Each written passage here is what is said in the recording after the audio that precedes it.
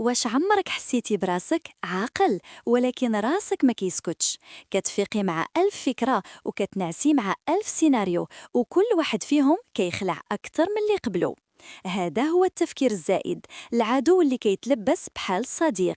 كتبدا غير بفكرة صغيرة، ولكن مع الوقت كتولي دوامة، كتخليك تشك في كل حاجة، في كل كلمة، في كل نظرة.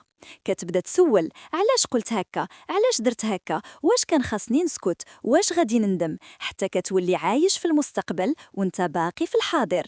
التفكير الزائد ما كيعطيكش حلول، كيعطيك إرهاق، كيحبسك من الفرح، كيخليك دائم القلق، وكيخطف منك اللحظة اللي راك غادي تعيشها دابا.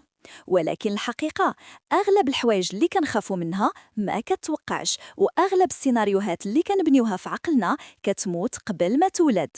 راسك ما محتاج حرب، محتاج راحة، محتاج تقول وقف وتفهم أن ماشي كل فكرة خاصها جواب، وماشي كل خوف خاصو تصديق. راه الحياة كتعاش ما كتحسبش.